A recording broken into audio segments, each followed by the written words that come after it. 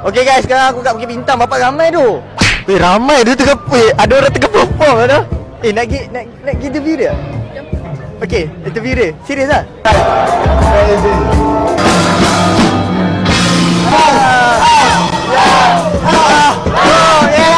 Aku nak interview tau, tapi macam ramai sangat lah. Terpaksa lari. Aku sudah nama apa? Mana? Mana? Saya bawah. Hai. Jabbar. Jabbar. Kenapa nama depan ni Coca-Cola? Oh, ini air baru. Umur berapa sekarang? Umur berapa sekarang? 27. 27. Nak tanya satu soalan. Soalan paling famous. Pernah bercinta tak? Of course lah pernah. Dengan dia lagi ke dah putus? Tak ada dah. Kalau contoh kan, ada apa-apa kau nak cakap kat ex kau, apa yang kau nak cakap kat ex kau?